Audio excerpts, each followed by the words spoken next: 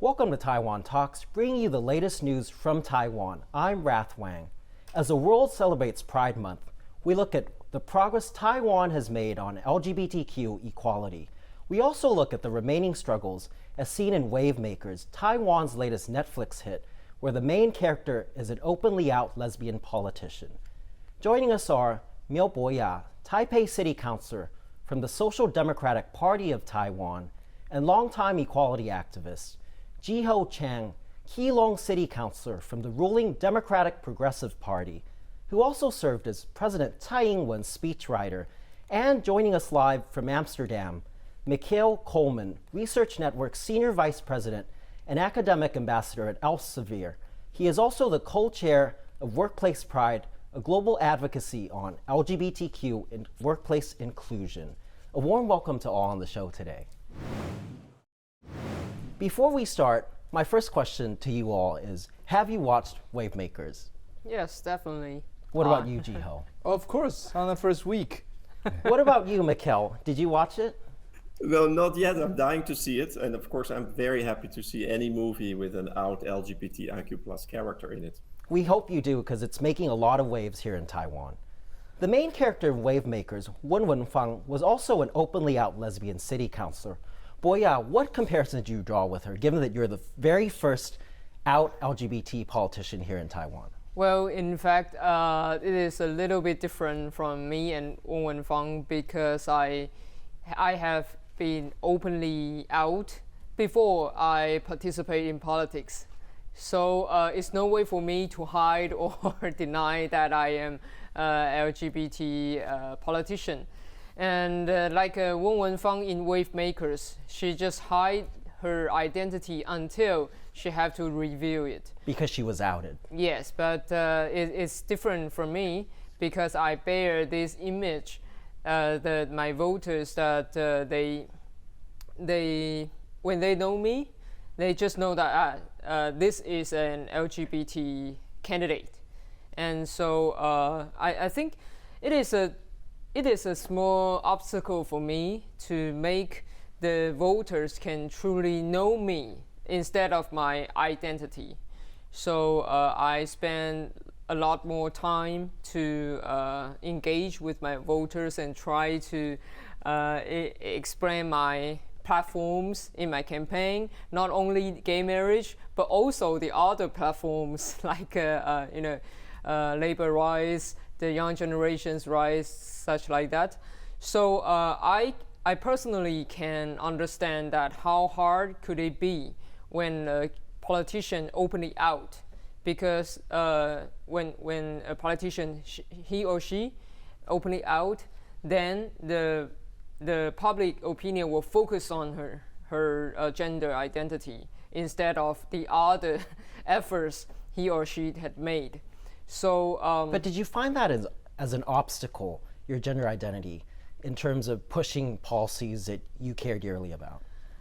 Yes, I believe that when, for example, like my friend Jiho, he can express his platform very, very well, instead of the people will question what's his gender identity. But for me, people will ask my gender identity first, and then they if they got, for example, like they would ask me, are you male or female first, and then they will ask, and so why are you so boyish?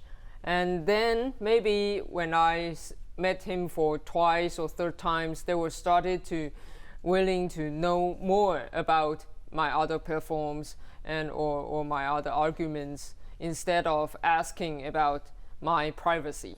So you're saying that it made you actually work harder to push for your policies? Yes, of course, but I hope my experience could set a good example for the younger generation, especially the young LGBT generations. I want to make them believe that you can be openly out and then you can still be successful in politics. Because I think I am the first openly out LGBT figure in politics, but I believe that I am not the first LGBT figures in politics. there are already others got elected. I believe that, but for so many reasons that they cannot be openly out. So since I was openly out before I became a politician, I think it is my duty for my community, trying to prove that even the politician like me could be successfully, can be elected. And that is the good example that I want to set. An example indeed. Jiho, you ran on a progressive platform. You've been a longtime supporter of LGBTQ rights. Did you face any difficulties in pushing for those policies? Just like what Miao said, LGBT issue was one of the issues, one of the progressive platforms that I have, but it's not the only platforms I have. So my way of dealing with it was that during my campaign, from the first time running for the councilor, I just tried my best to avoid religious groups that have strong views over this issue, so that I don't have to be sabotaged after I got elected in saying that I sold out. Even though the DPP's large base is actually conservative church groups. I wouldn't say large base, it's like half and half. So probably half of our voter base is probably more towards the conservative side, and half of it is probably progressive. So I had to make a choice. I didn't want to be lying to my voters, like saying that I support something, but instead I'm not. So my way of dealing with it was I just avoided going to these religious gatherings before I got elected, so that I don't get elected based on a lie, right? So that's one thing, and the other thing was just like what Amiel said.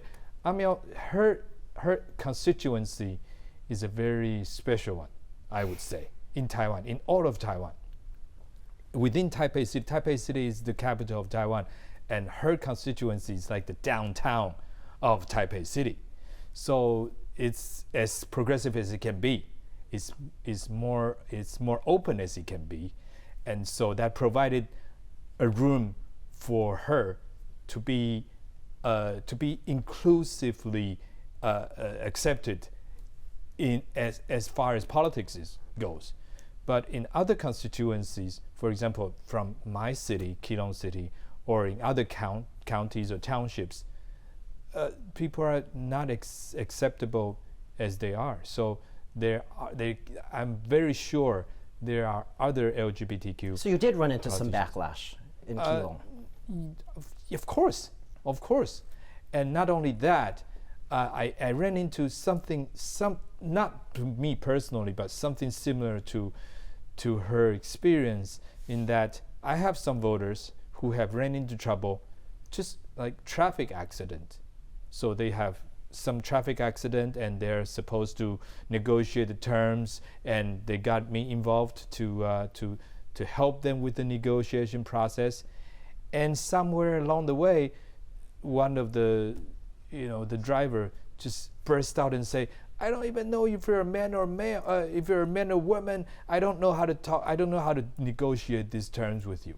It's a lack of awareness indeed. Yeah, of course. Michiel, wanted to draw you to the Netherlands, since you've been active in the whole marriage equality movement in the Netherlands for decades, and the Netherlands was the first country in the world to legalize same-sex marriage.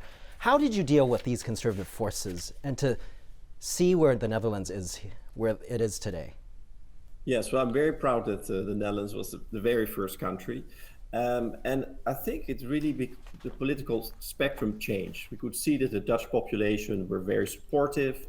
We got a new government, a new coalition, and we could really address issues like euthanasia, abortion, and also marriage equality.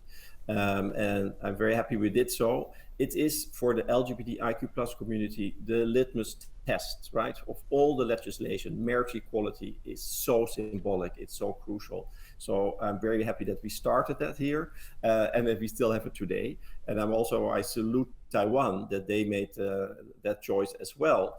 And I think in that sense, Taiwan is a trailblazer in Asia. And it also busts the myth a bit that marriage equality is something of the Western world, it's something European or American, which is not really the case because there are many countries in Latin America that have embraced marriage equality. But Taiwan, of course, is the first Asian country that has done so. So in that sense, really, it set the precedent, and I hope it will be followed by many other Asian countries. And I know there are, of course, discussions in Vietnam or in Thailand. So who knows, one day marriage equality will kind of be more accepted across Asia. I wanted to draw us back to wavemakerism. This one's for you, Jiho. Wen Wenfang's party, the Social Justice Party, actually, many say that there are similarities with your party, the DPP. What do you say to that? Oh yeah, of course. It is true.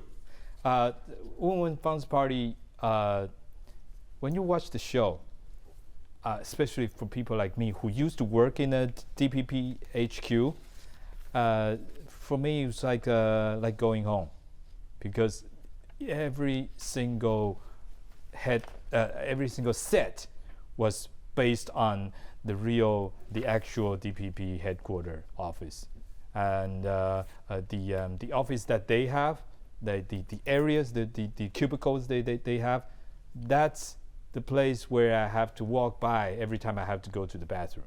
So yes, of course, it's like physically, it's uncanny. What about in terms of the content, in terms of the stories that happen? In terms of content, I would say I wrote a little piece on my thought of the show, in that it's almost accurate, but the show was shied away from addressing the elephant in the room, which is the national sentiment, independence and unification, the problem with China, the China issue. The China issue was totally absent from the show, not to stir up the more heated debates among the different camps within Taiwan. So they chose more progressive issues like death penalty and LGBTQ issues.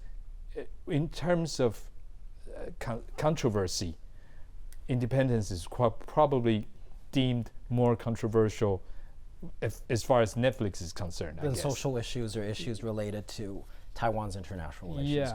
Yeah, well, but I would say that for the most part, this show really addressed how a political party deals with almost getting there, but not quite, and how a group of people, especially political workers, deal with the coming of going into power, and how they would address their own insecurities and their own the ideals when it comes to politics, when it comes to realizing it in real politics.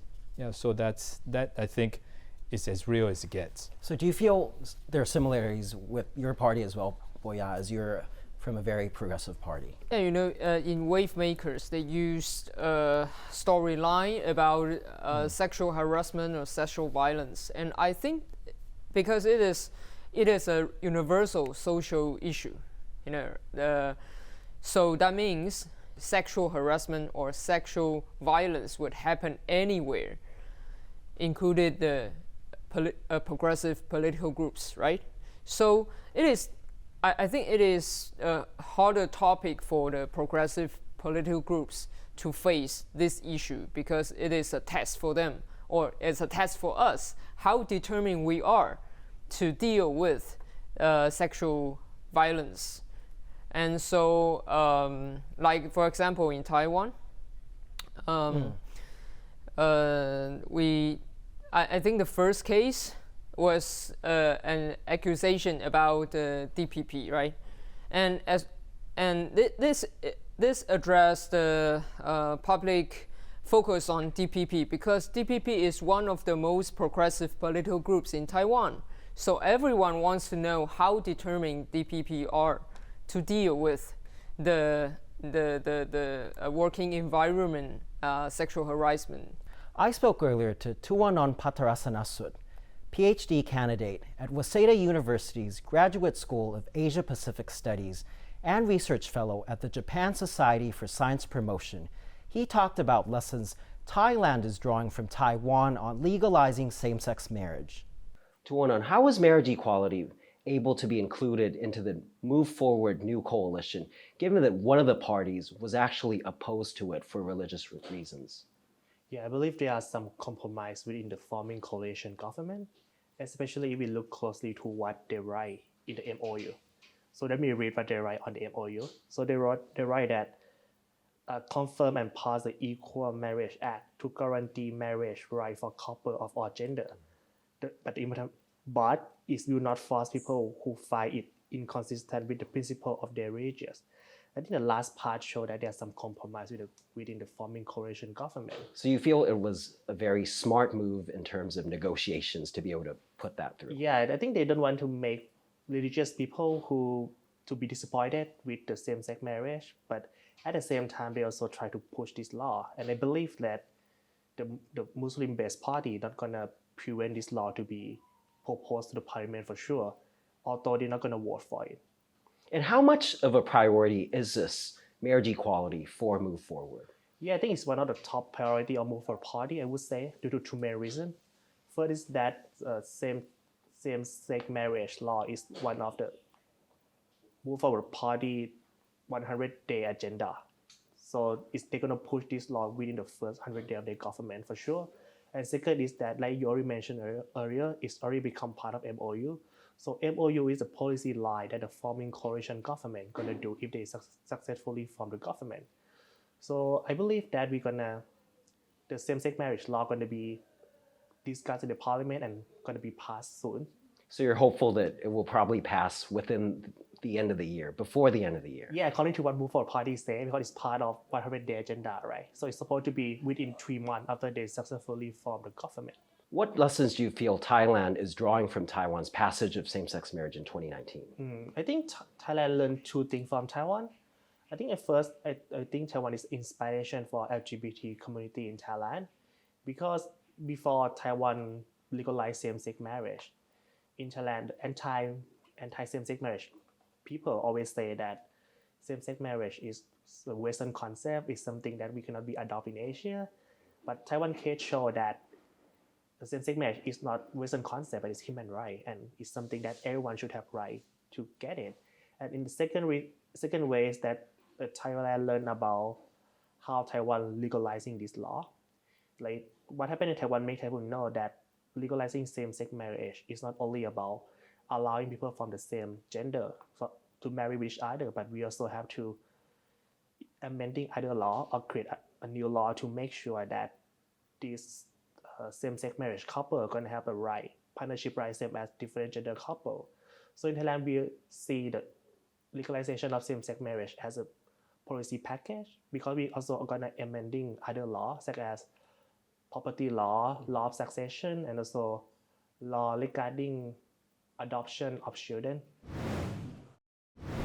We've also seen in Wavemakers how female campaign workers were sexually harassed and assaulted. Since it aired, many political and campaign workers, especially female, and also some in the LGBTQ community, have come out to publicly tell their stories. But why now? Po-ya, did Wavemakers set out this Taiwan MeToo movement? I think the Wavemakers is storyline and the famous line that let's not just let it go. It set up a rally point for the victims to support each other and tell their stories. Because when you see the victims and her boss encourage that let's not just let it go, it hits every victim's heart. Because in Taiwan, sexual assault is a story that cannot be told. When you tell the story, maybe you will be questioned or accused that that's your fault. And the victim is attacked. Yes, blaming the victim. But so that before the Wavemakers, I think lots of stories were hidden in the bottom of the victim's heart. But so I think when the Wavemakers broadcast, and everyone has quoted the line, "Let's not just let it go," right? So it encourages the victims, the survivors, I would say, it encourages the survivors to tell their stories. And when the first post came out, I think it draws lots of public support instead of blaming the victim. And this blew up from the DPP. Yes, from the ruling party. Especially because it is an allegation to DPP. So, the DPP supporters support the survivors at the first time, at the time that she posted her article. And then the KMT politicians show their support to the survivors. So on the post you can see it is bipartisan support. But do you feel both camps have dealt with this appropriately, both the KMT and the DPP? I think it is the challenge for every party and for every presidential candidate. Because in fact, we know that the sexual assault is universal problems, universal social problems. So we don't believe that it would only happen in which party. So the people wants to see the leaders show their leadership, to show that they can deal with sexual assault properly and just and very fair and justify and make their political groups go through the political crisis. And then people will believe that who can do better in deal with this kind of challenge can lead the country better. So by actually looking up to these solutions and actually dealing with them properly and facing up to these challenges. I think what you're saying.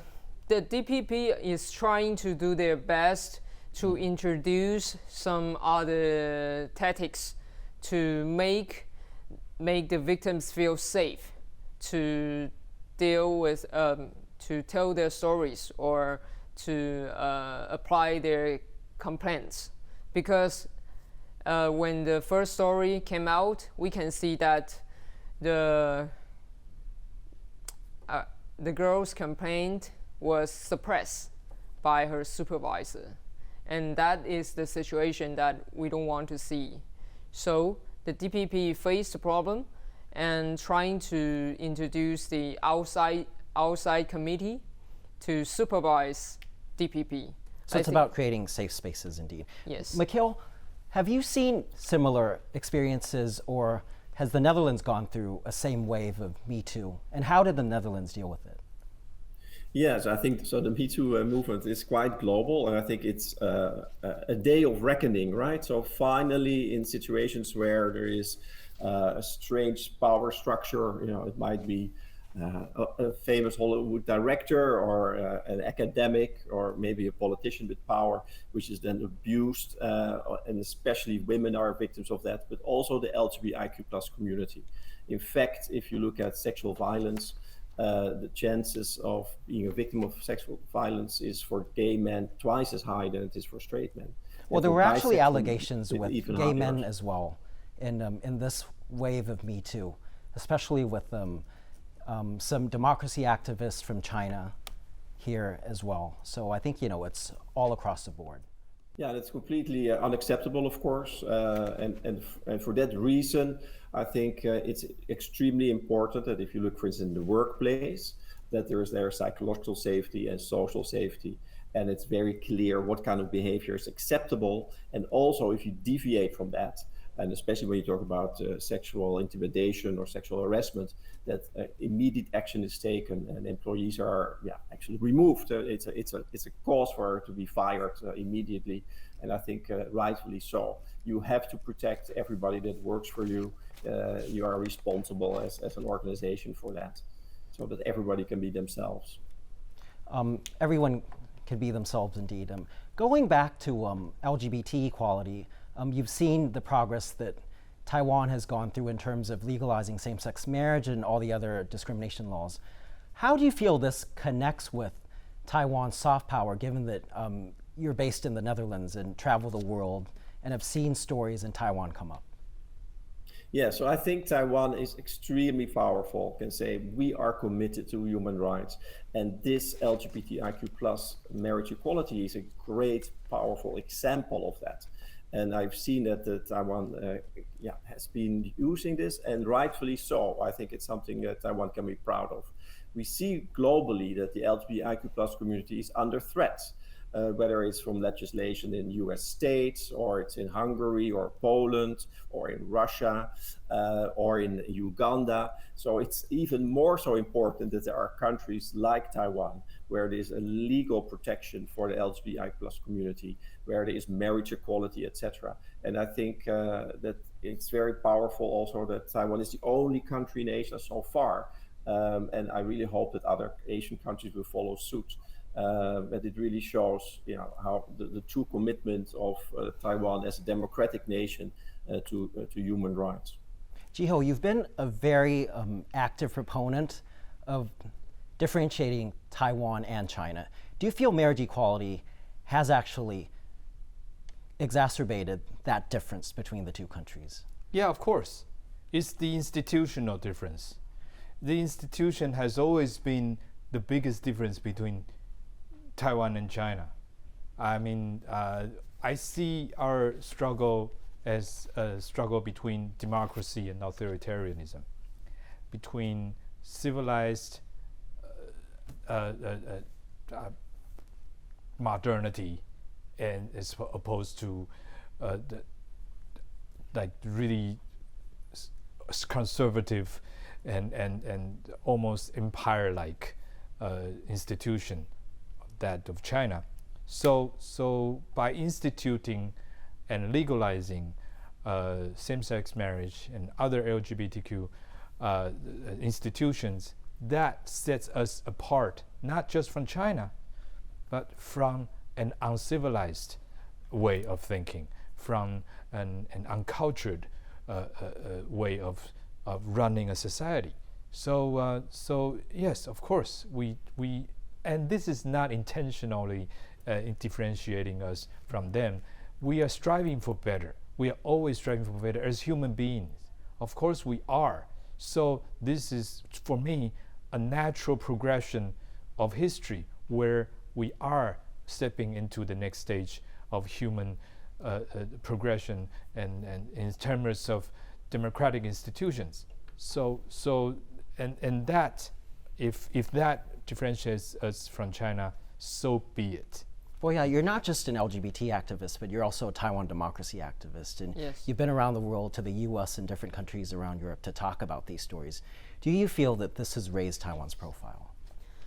Of course, it raised Taiwan's profile because it shows that Taiwan is a democratic country, and we can use, we can solve our social conflicts, ideology conflicts through democratic ways.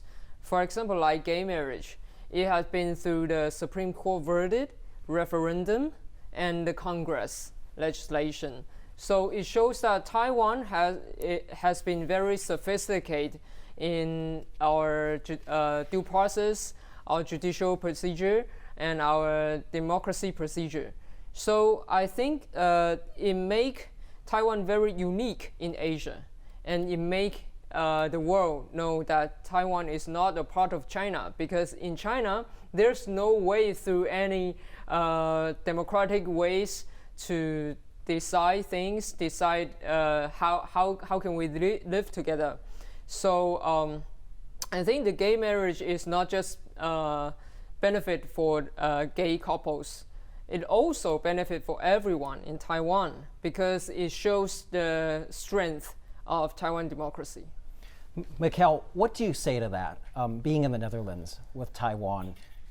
Yes, so I'm here in Europe, right? And it's a country, it's a continent which is now in war, right? We are part of a military conflict with Russia after the invasion of the Ukraine. But it's also a battle of values. So what do we stand for as Europeans? And we see that even during this conflict, the laws have been changed in Russia.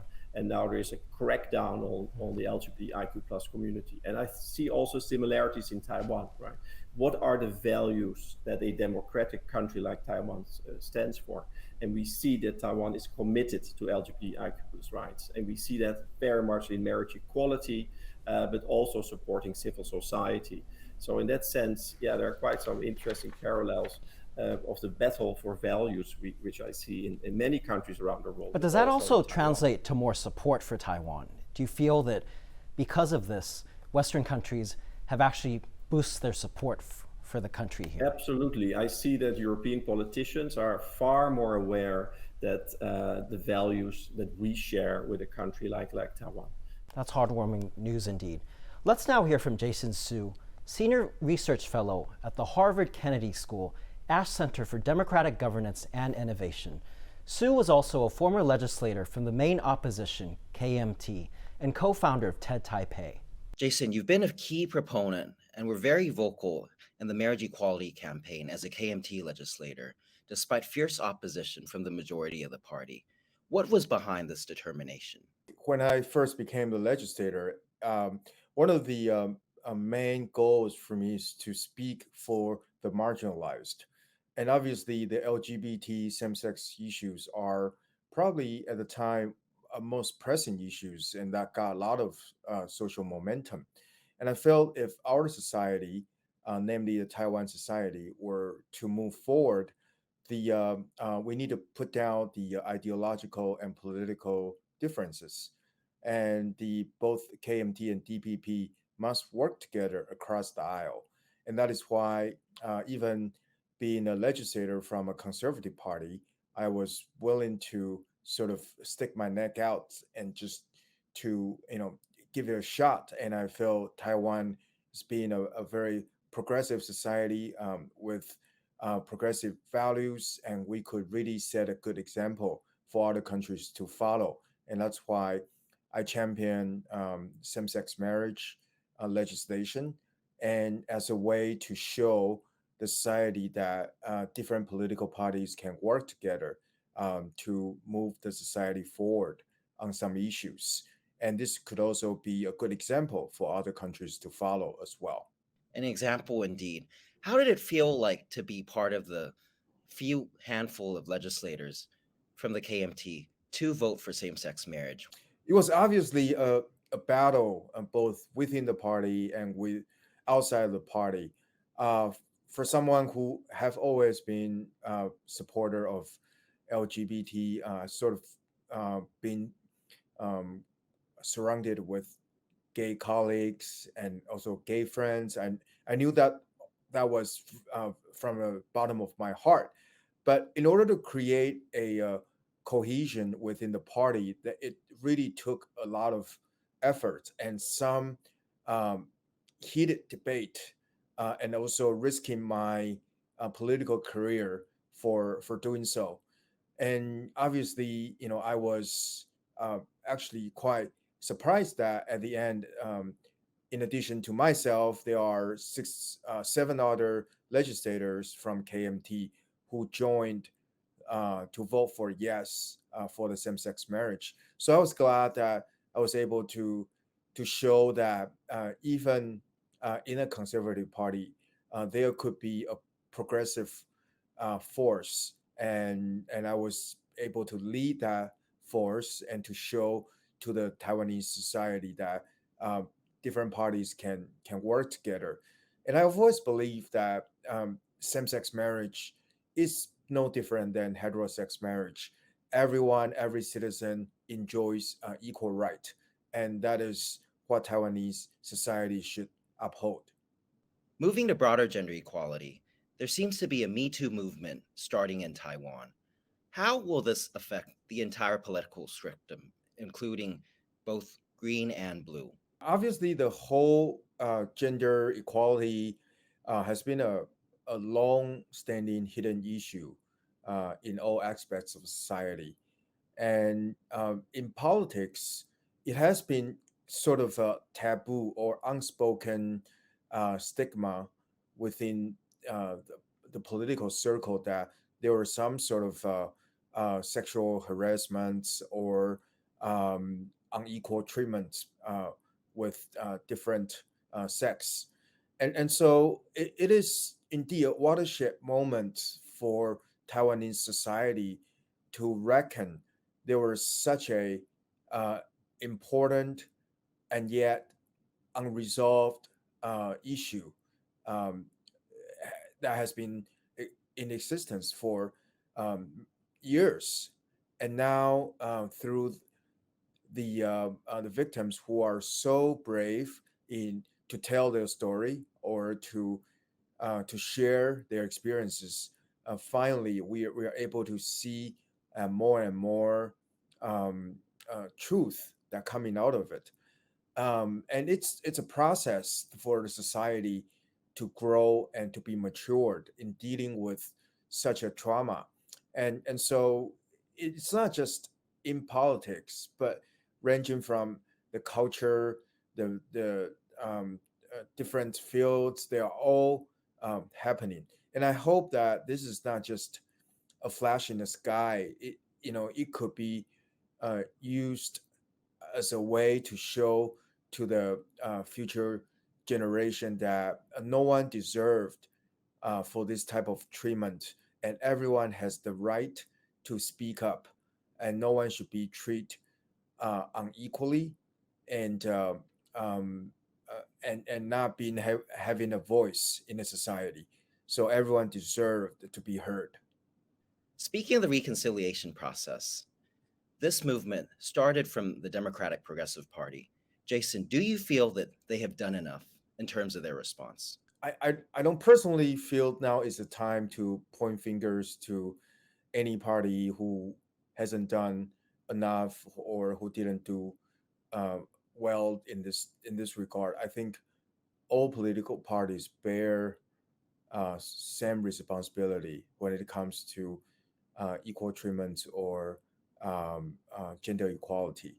And I do feel that since DPP is the ruling party, they do have the right and have the statecraft and organism to address this issue from a policy point of view, and either through legislation or executive order or from the political will.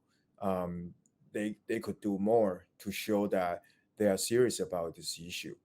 And I also wanted to mention that opposition parties should also um, treat this as a serious issue instead of a political attack to the ruling party. I think that all parties should treat this as something that, as a mature civil society, should learn to deal with, and in considering to those who have been hurt or um, victims of such a mistreatment, uh, they are the ones that are living in the darkness for a long time.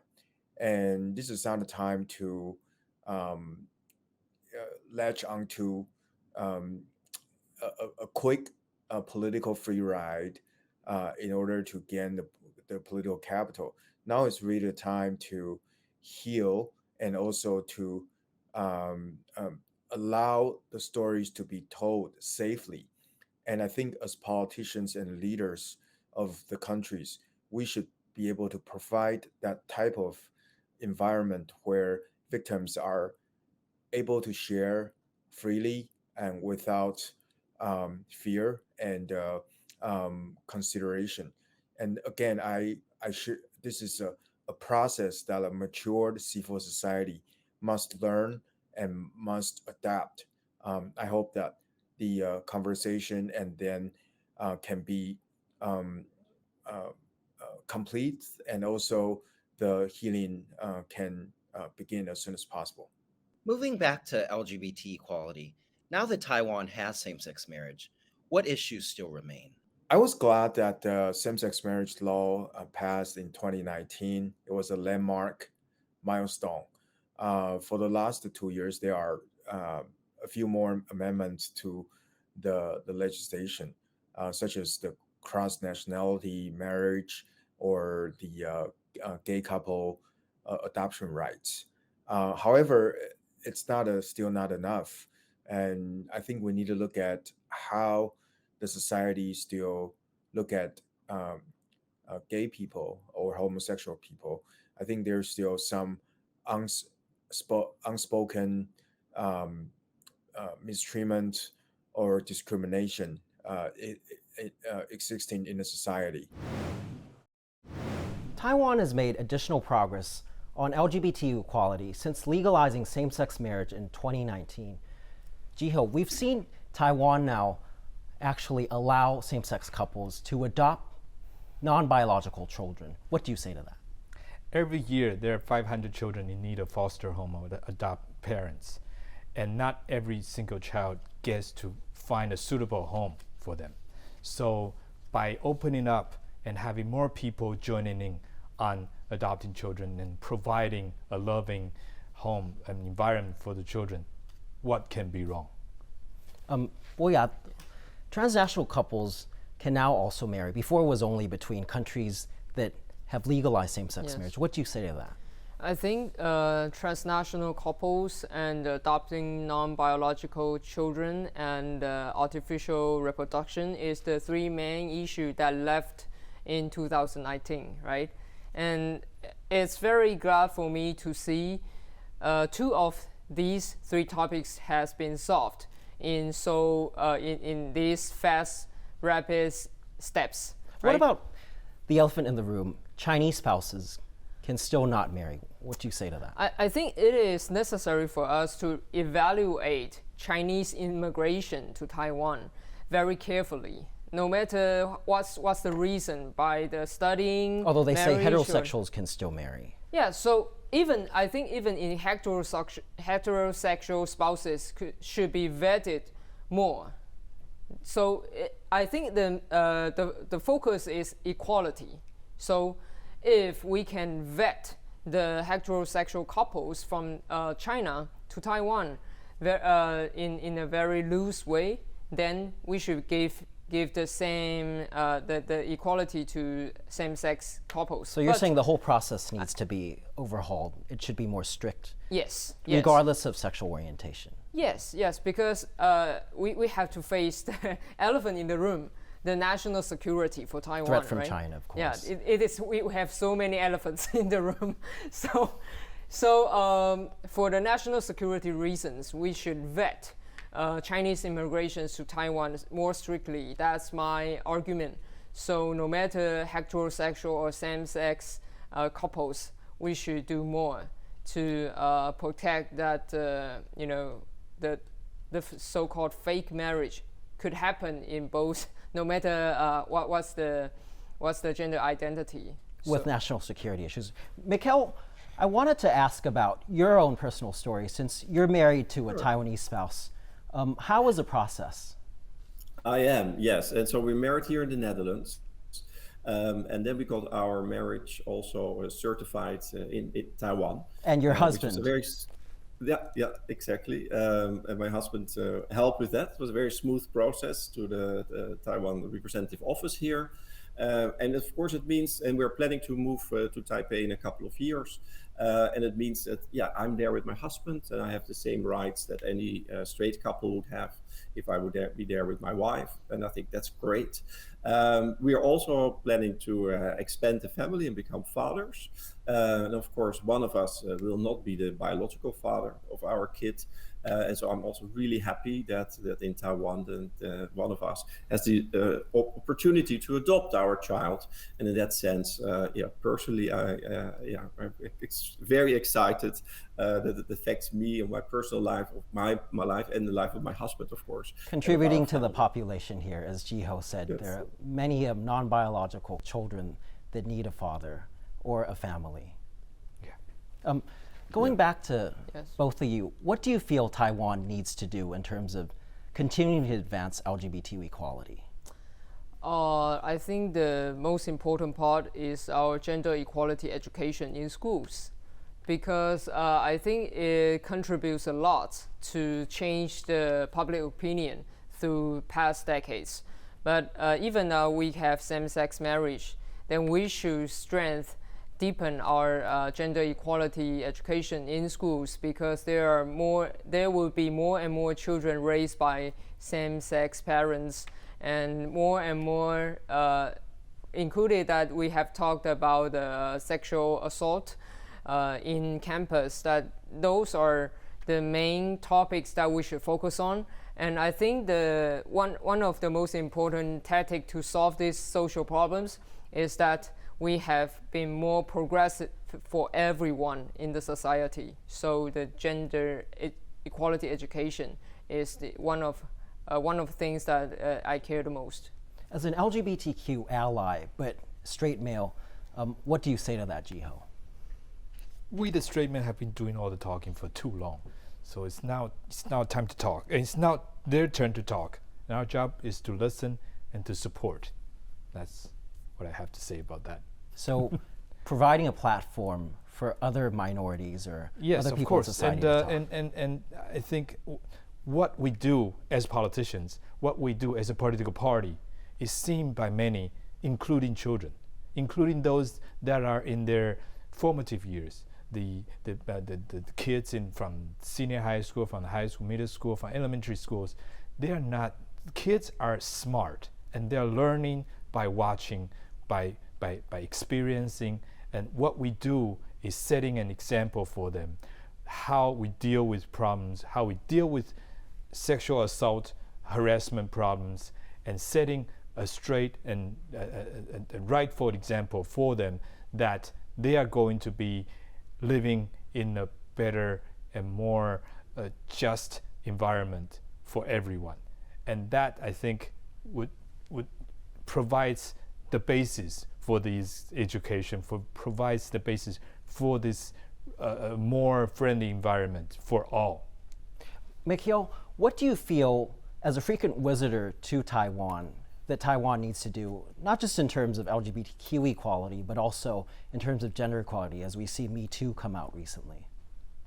Yeah, so I think Taiwan has made incredible progress on the legislative side. But when we organized our Workplace Pride conference, it was actually some large companies which were very represented, EY, ASML from my country in the Netherlands. But we did not see many local Taiwanese companies. So I think it would be great to kind of further progress LGBT workplace inclusion also within Taiwanese companies.